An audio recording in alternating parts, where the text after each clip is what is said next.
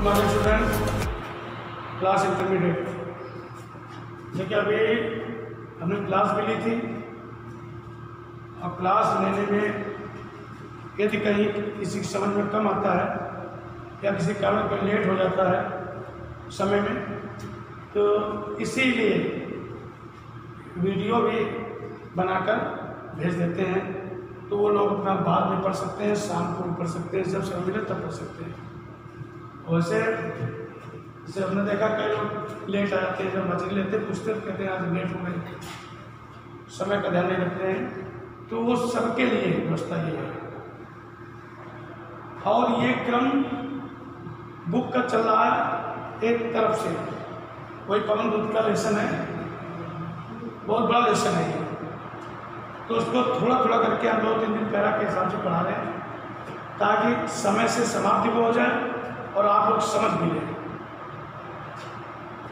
समझना आवश्यक है, ये कोई ये नहीं कि पढ़ा दिया सुन लिया, तैयारी भी करनी है आपको, क्योंकि लेसन जब समाप्त हो जाएगा तो फिर हम इसके आगे का क्रम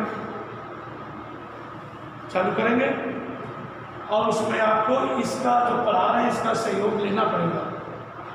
जिसने मन से पढ़ा है वो अच्छे ढंग से क्वेश्चन छांट लेगा, उत्तर लिख देगा, और जो ध्यान नहीं देगा वो नहीं कर पाएगा। इसलिए बहुत ही ध्यान से, और जब हम क्लास लेते हैं तो आप लोगों से हमारी जब बातचीत होती है, परिचय होता है, नाम पूछते हैं, तो आप पूछ लिया करें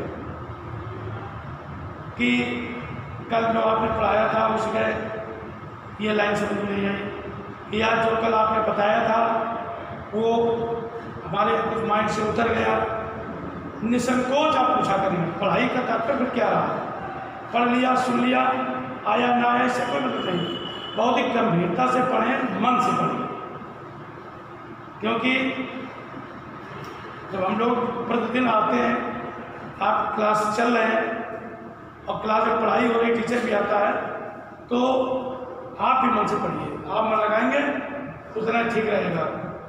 अब देखिए उसी के आगे से है प्रकरण, वही चल रहा है, वही क्रमबद्ध है। जो प्यारे मंजू उपवन या वाटिका में खड़े हो, छिद्रों में जा कुणित करना बेउसा कीचकों को। प्यारे का तात्पर्य हो गया, राधिका जी प्यारे शब्द अपने श्री कृष्ण के लिए कह रही है। उपवन बगीचा, वाटिका ही बगीचा होता है, तो उपवन और वाटिका में अंतर ये हो गया कि उपवन में ज्यादातर फूल ही होते हैं और वाटिका में फूल के अलावा अन्य वृक्ष भी होते हैं, इसलिए दोनों का थोड़ा अंतर कर दिया गया। एक दूसरे के पर्याय है कहीं। तो कह रहे हैं कि हे पवन दूत का, राधिका जी कहती हैं कि जब तुम ब्रज से मथुरा को प्रस्थान करना जाना तो मेरी बात ध्यान से सुन लें। जो प्यारे मंजू उपवन या वाटिका में खड़े हो, यानी हमारे प्रिय अर्थात श्री कृष्ण जी सुंदर उपवन या वाटिका में खड़े हुए तुम्हें दिखाई दे, खड़े हुए लगे, तुम्हें पहचान लेना, तो तुम भी छिद्रों में जा कुणित करना बेनुसा कीचकों को। कीचक माने होता है बांस, बांस अपने सुने होंगे, बांस जो होते हैं, और बेनुसा बांसुरी बंसी, कुणित माने बजाना, छिद्रों छेद। तो क्या करें कि जब तुम जाना तो देखना सुंदर उपवन या बगीचे में श्री कृष्ण तुम्हें खड़े दिखाई दे जाए, तो तुम भी उस वाटिका में उस स्थान पर जाना जहां पर बांस, और कौन से बांस, छिद्रों वाले, जिन बांसों में छिद्र हो, छेद हो, उस बांस की बांसुरी बनाकर और बजाना, उन्हीं के सामने बजाना। ध्यान से सुनना, क्लिष्ट है कि उस वाटिका में जाना और छिद्रों वाले बांस की बांसुरी बनाकर बजाने लगना। जब तुम बजाओगे तो यूं होवेगी ईश्वर गोसर गोपांगना की। तो जिस बांसुरी की ध्वनि गोपिकाएं सुनने के लिए व्याकुल होती थी, बहुत व्याकुल रहती थी, तो जब ये ध्वनि बांसुरी की उन्हें सुनाई देगी तो कह रहे निश्चित रूप से उन्हें ब्रज के गोपिकाओं की, ग्वालबालों की याद, सुरत माने याद आ जाएगी। जैसे आवाज सुनेंगे, क्योंकि आवाज के लिए वो सदैव बेचैन रहती थी, और आवाज जब उनके कानों में पड़ेगी तो उन्हें याद आ जाएगी। जो है बंसी श्रवण से दीर्घ उत्कंठ होती, क्योंकि तो पहले भी हमने बता दिया, वही बात दोबारा भी। उत्कंठ माने होता है व्यग्रता, दीर्घ माने बहुत लंबा, श्रवण माने कान माने उचकारी बंसी, क्योंकि उनकी बंसी की ध्वनि को सुनने के लिए गोपिकाएं अत्यंत व्यग्र होती थी, व्यग्रता में रहती थी, क्योंकि उसकी जो ध्वनि है उनके श्रवणों से कानों में बड़े रुचिकारी ढंग से अच्छे शब्दों में वो ध्वनि को सुनती थी। आगे, लाके फूले कमल दल को श्याम के सामने ही, लाके फूले कमल को श्याम के सामने ही, थोड़ा थोड़ा विपुल जल में व्यग्र हो डुबाना।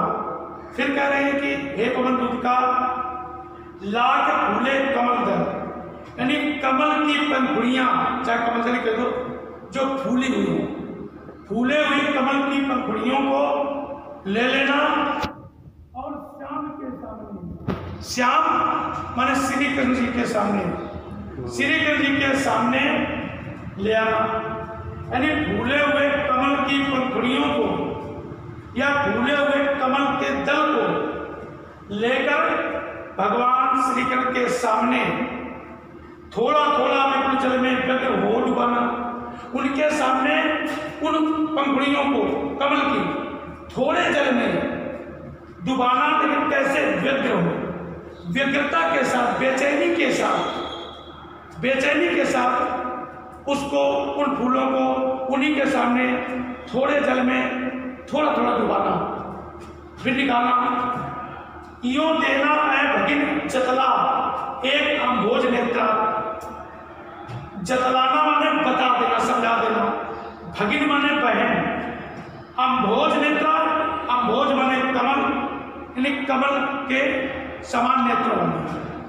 तो कह रहे हैं कि जब ये तुम क्रिया करोगी, कृत करोगी, तो हे बहन उन्हें ये बतलाने का प्रयास करना या उनको जनाने का प्रयास करना, वो जान जाए कि इसी तरह से, जिस तरह से जल में, थोड़े थोड़े जल में कमल की पंखुड़ियां डूब रही हैं और फिर निकल रही हैं, उसी तरह कमल के समान नेत्रों वाली, कमल के समान नेत्रों वाली एक विरह में दुखी, विरह में व्याकुल ब्रज में एक स्त्री अपने लिए कह रही है, वो भी अपने नेत्रों को सदैव जल, हुआई में जल, बोलती में डुबाना, अपने आंसुओं में डुबोया करती है, अपने नेत्रों को अपने आंसुओं में डुबाया करती है।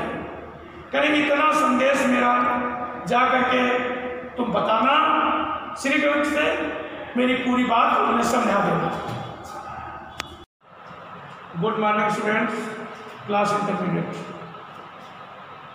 देखिए वही लेसन भी चल रहा है, टॉपिक आपका पवन दूत का है। लेसन बहुत बड़ा है, तो 2-3 दिन पहले ही पढ़ाते हैं। अब आगे जो लेसन जब समाप्त होगा तो हम सोच ये रहे हैं कि हम बुक से पढ़ाया करें। अगर आप लोग का इंटरमीडिएट के आप लोग हैं, आपके पास बुक तो है ही, आप लोग अपने बुक लेकर बैठेंगे और मैं इसी प्रकार बुक से पढ़ाने में जल्दी पढ़ेगा, पूरा लेसन समाप्त होगा जल्दी। वैसे थोड़ा थोड़ा पढ़ना लेसन बहुत देर तक चलता है, तो लेसन खत्म करना ये आवश्यक है। और जो प्रमुख चीज़ है जो बोर्ड में आता है 10 नंबर का, हम बता चुके हैं कई बार कि इसकी व्याख्या नहीं आती है, लेकिन हम आपके समझने के लिए इसको बता देते हैं कि कभी कभी प्रश्न पैरा में नहीं मिलता है, तो आप अगर इसको पढ़ लेंगे, हल्के दिमाग से ही पढ़ लेंगे, सरसरी निगाह से ध्यान दे लेंगे, तो आपके कंठस्थ हो जाएगा मस्तिष्क में, तो आपको याद आ जाएगा कि इस लाइन का क्या तात्पर्य है, क्या मतलब है। और जब व्याख्याएं गिराती होती तो व्याख्या के आधार पर बताते, संदर्भ बताते, प्रसंग बताते, व्याख्या लंबी चौड़ी कराते, फिर काव्य के सौंदर्य लिखाते, वो सिस्टम हो गया बंद। तो इसलिए पढ़ाना तो हम चाहते हैं कि जल्दी पढ़ाएं, आप समझते जाएं, पढ़ाते जाएं, और जब क्वेश्चन आएंगे, जो बोर्ड की परीक्षा के क्वेश्चन होते हैं, जो बोर्ड में आते हैं, वो फिर बोर्ड में पढ़ा देंगे, वो किताब से नहीं पढ़ाएंगे, बोर्ड पर लिख देंगे, प्रश्न लिख देंगे, उत्तर छांट कर उत्तर भी लिख देंगे, और वो आप लोग अपने कापियों में उतार लेना, तैयार कर लेना, वो मेन। तो इस पर विचार कर रहे हैं, आप अपने बुक लेके बैठ जाना, और हम बुक से बढ़िया एक लेसन 2 दिन में 3 दिन में खत्म कर दिया करेंगे, जल्दी हो जाएगा। तो खैर इसको तो जैसा होगा बता देंगे आपको पहले। अब देखो बेटा, उसी क्रम में राधिका जी का और पवन दूतिका का वार्तालाप, यानी राधा जी पवन को दूती बनाकर, दूतिका बनाकर भगवान श्री कृष्ण के पास संदेशा भिजवा रही हैं, संदेश भिजवा रही हैं। तो तरह तरह के संदेश, उनकी पहचान, क्या ले जाना, कैसे जाना, सारी चीज़ आपको पता हो गई होंगी। तो वही सब बात है, फिर ये विशेष कठिन नहीं है। अगर आप मनन करेंगे, अच्छे ढंग से देखेंगे, तो आपकी समझ में आता रहेगा। इसीलिए मैं जब पढ़ा देता हूँ, वीडियो पढ़ाता भी हूँ और वीडियो भेज देता हूँ। देखो बेटा, धीरे लाना वहन कर के नीप का पुष्प कोई, और प्यारे के चपल द्रग के सामने डाल देना। कहीं कठिन लग रहा है? अगर ध्यान दोगे, वैसे तो कठिन नहीं। वहन कर माने व्यवस्था करके, ये उसी से संबंधित है जैसे हम लोग बोलते हैं वाहन। वाहन से क्या होता है? लोग सफर करते हैं, जाते हैं, सामान ले जाते हैं, सवारी ले जाते हैं। वो वहन कर दिया तो फिर सामग्री लाना, व्यवस्था करके लाना, ये इसके तात्पर्य है। नीम माने कदम्ब का वृक्ष, क्योंकि भगवान श्री कृष्ण, आपने पढ़ा भी होगा, सुना भी होगा कि वो कदम्ब के वृक्ष पर ही खिलते थे, बैठते थे, उसी पर वो प्रिय था, इसलिए कहा जा रहा है। पुष्प माने फूल, आप जानते हैं। प्यारे माने राधा जी इतना स्नेह से करती थी, वास्तविक प्रेम करती थी, तो इस बार बार ये वही शब्द है, प्यारे, प्रिय, प्रीतम, प्रिजन, उसी के संबोधित है। चपल द्रग, चंचल नेत्र। चपल माने चंचल, द्रग माने नेत्र, सामने डाल देना। अब देखो, अभर्थ बन गया, इसमें क्या बचा? राधा जी कहती है, हे पवन दूतिका, धीरे लाना वहन कर के नीप का पुष्प कोई। हे पवन दूतिका, जाना, धीरे से जाना, मतलब आराम से जाना, बहुत मस्ती के साथ जाना, कदम बढ़ा करके, कोई जल्दी नहीं है, और व्यवस्था करके, खोज करके नीप का पुष्प कोई ले आना, माने कदम के वृक्ष का कोई पुष्प ले आना, धीरे से जाना, आराम से जाना, और कदम के वृक्ष के समीप जाकर उसका एक पुष्प, एक फूल तोड़ लेना, ले आना, और प्यारे के चपल द्रग के सामने डाल देना। और प्यारे मानिए श्री कृष्ण, जहाँ बैठे हो, क्या पहचान? चपल द्रग, चंचल नेत्रों वाले भगवान श्री कृष्ण के सामने उस कदम के वृक्ष के पुष्प को चंचल नेत्रों वाले भगवान के सामने डाल देना, चौड़ में डाल देना। अगला, ऐसे देना प्रकट दिखला नित्य आशंकिता हो, कैसी होती विरह बस में मैं नित्य रोमांचिता हूँ। अब देखो बेटा, प्रकट माने सामने, दिखलाना मत दिखलाना, नित्य माने रोज, आशंकिता आशंका, आशंकित होना, सशंकित होना, ये एक तरह से आश्चर्यचकित होना। जैसे अचानक कोई घटना घट जाए, कोई बात हो जाए, कोई व्यक्ति बैठा है, पढ़ रहा है, सामने देख रहा, पीछे से अचानक कोई आ जाए, ऐसी स्थिति को कहते हैं। और विरह बस, विरह के बस में, वियोग के बस में, नित्य रोमांचिता, रोमांचित शब्द का आया है।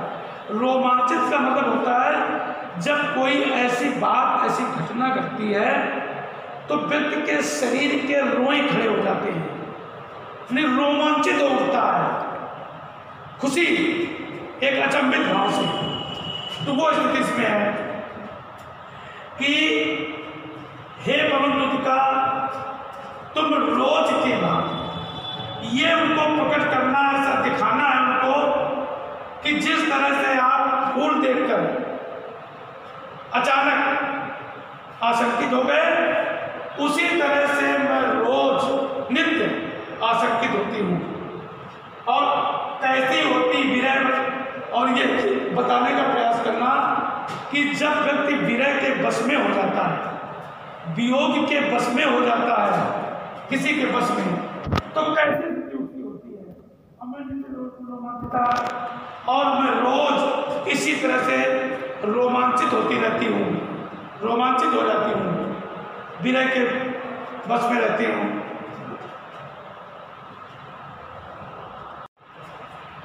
बैठ नीचे, उसे बैठे नीचे होना चाहिए, बैठे नीचे जिस विटप के श्याम हूं मैं उसी का।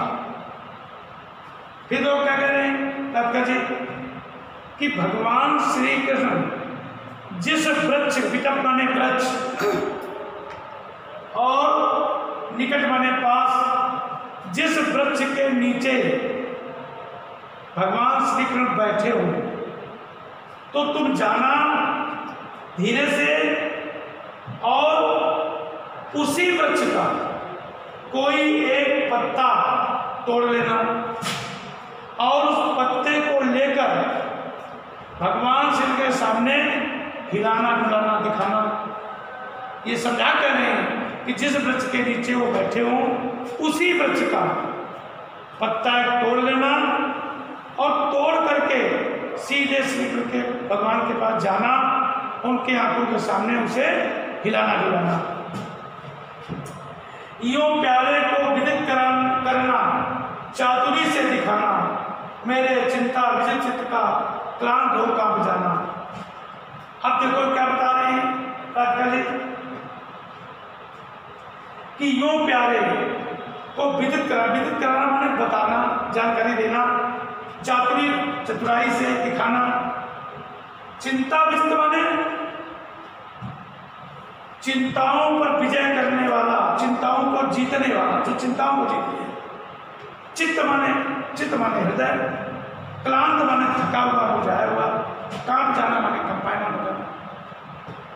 फिर उनको, हमारे प्रिय को ये बताना, चातुरी से बताने का प्रयास करना और बड़ी चालाकी के साथ, चतुराई के साथ उन्हें दिखाने का प्रयास करना, और इससे मेरे ये उन्हें आभास करा देना कि मेरे चिंता विचित चित्त का, कि जो चिंताओं पर जो मैंने विजय प्राप्त की है, ऐसे हृदय में जो क्लांत है, जो थकावट है या जो मुरझाया हुआ है, शांत है, वो भी कांप जाता है, वो भी कंपायमान होने लगता है। ऐसी स्थिति मेरे समक्ष स्थित होती है। इसलिए फिर उन्हें बताने का तुम प्रयास करना।